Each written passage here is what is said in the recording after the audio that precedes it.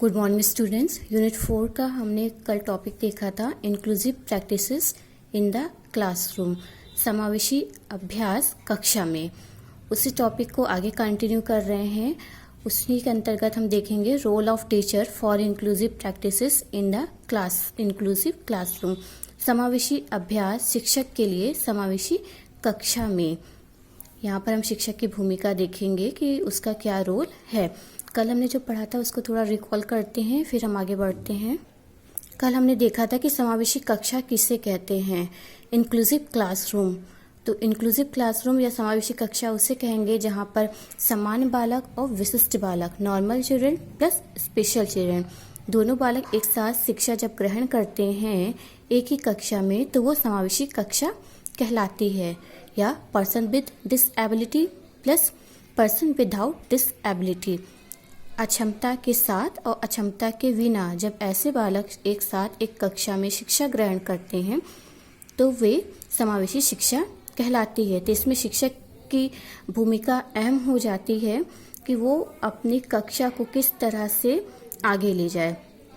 तो inclusive practices एक approach है, एक उपागम है जिसके माध्यम से शिक्षक विद्यार्थियों की विविधता को पहचानता है, उनके पाठ वस्तु को उनकी पहुंच तक बनाने के लिए प्रयत्न करता है, उनका पूर्ण भागीदारी अधिगम क्रियाओं में सुनिश्चित करता है, उनके ज्ञान का प्रदर्शन करता है और उनके आकलन को सुदृढ़ करता है।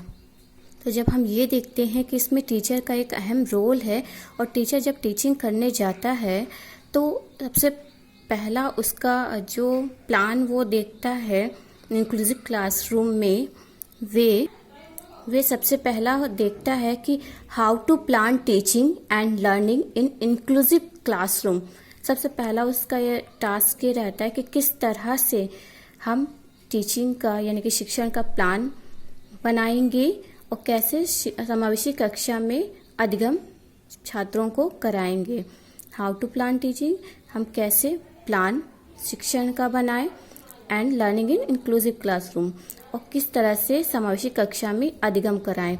इन बातों को लेते हुए वे कक्षा में पहुंचता है, जिसके लिए वो कुछ स्ट्रेटजीज बनाता है जिन पर वो प्लान बना सके, काम कर सके। और इसके लिए समावेशी शिक्षक के लिए ये बहुत अहम हो जाता है कि वो इस योग हो कि वो दोनों ही तरह के बच्चों को यानी कि नॉर्मल चिल्ड्रन और स्पेशल चिल्ड्रन दोनों बच्चों को लेते हुए आगे बढ़ सके।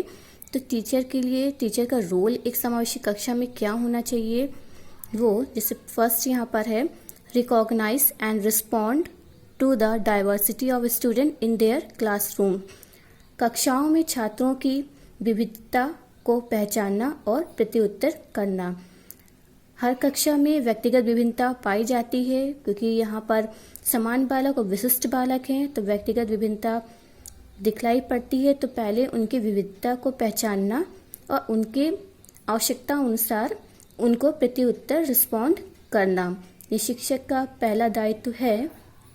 Second, accommodate to students different learning styles and rates of learning by employing a range of teaching methods, teaching and individualized instruction। छात्रों को विभिन्न शिक्षण शैलियों और शिक्षण विधियों की एक सीमा को रोजगार शिक्षण करके सीखने की दरों व्यक्तिगत निर्देशों के समायोजित, अर्थात जो भी शिक्षण शैलियाँ शिक्षण विधियाँ प्रयोग की जाती हैं उनको इस योग्य बना देना कि जिससे उनके सीखने की जो दर है, जो उसका समायोजन है, वो व्यक्तिगत निर्देशों के अनुसार हो सके। यानी कि दोनों ही बालक जो भी शिक्षण के जो भी इंस्ट्रक्शंस दिए जाए, जो भी एडजस्टमेंट हो, वो दोनों का ही हो सके। इसके लिए सबसे महत्वपूर्ण है कि ऐसी शिक्षण शैलियाँ और ऐसे शिक्षण विधियों का प्रयोग होना चाहिए। Next, the teacher must be aware of the rights of student with education support needs। यानी कि शिक्षक इतना जागरूक होना चाहिए कि वह छात्रों के अधिकार एवं उनकी शैक्षिक सहायक आवश्यकताओं को जान सके। उनकी जो भी एजुकेशनल नीड्स हैं वो उनको जान सके। Next, locate appropriate material, equipments और स्पेशलिस्ट, अर्थात उचित शिक्षण सामग्री, उपकरण या विशेषज्ञ का पता लगाने। यानी कि जब हमारे कक्षा में समान बालक और विशिष्ट बालक हैं तो उनकी ज़रूरत के अनुसार उनको विभिन्न सामग्री भी उपलब्ध करानी होगी, आवश्यक उपकरण भी उपलब्ध कराने होंगे और स्पेशलिस्ट या विशेषज्ञ भी उपलब्ध कराने होंगे, चाहे वो काउंसलर हो, फिजियोथेरेपिस्ट हो या कोई भी हो जो उस नीड को पूरा करे। तो यानी कि उसको इतना सक्षम होना चाहिए कि वो इन सब आवश्यकताओं को पहचान सके। Next, identify and overcome barriers to learn, अर्थात अधिगम्य बाधाओं को पहचानना और उन्हें दूर करना। जब शिक्षक शिक्षण करता है तो उसको ये भी ज्ञात होना चाहिए कि जो भी अधिगम में जो भी रुकावटें, जो भी बाधाएं आ रही हैं, सबसे पहले तो उनको पहचानना और उनको कैसे दूर किया जाए, ये उसको जानकारी होनी चाहिए। किस तरह से बाधाओं को पहचान कर उनको दूर किया जिससे अधिगम सुगमतापूर्ण हो सके। Next, consult with and develop partnership with parents care givers and colleagues, अर्थात माता पिता या देखभाल करने वाले और उनके सहयोगियों के साथ परामर्श स्थापित करने।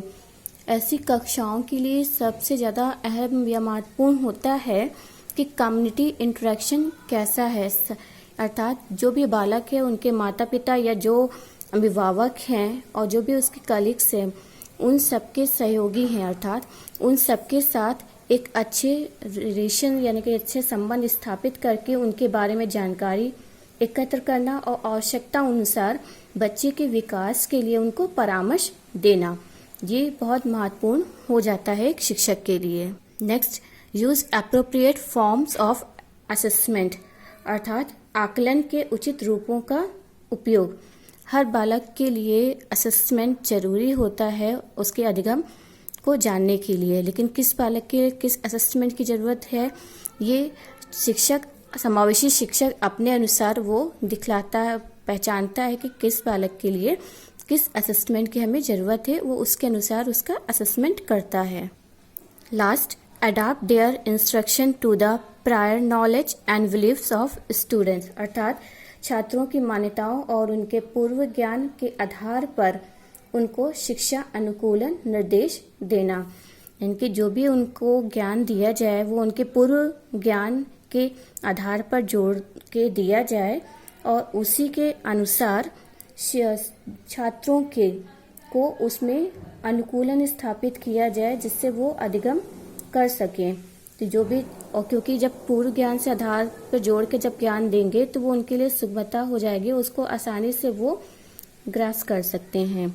तो आज की आपने लेक्चर्स में देखा कि किस तरह से शिक्षक की भूमिका यहाँ पर बहुत ही ज़्यादा इम्पॉर्टेंट हो जाती है दोनों ही प्रकार के बालकों के लिए। तो शिक्षक का यहाँ पर बहुत ही महत्वपूर्ण स्थान है।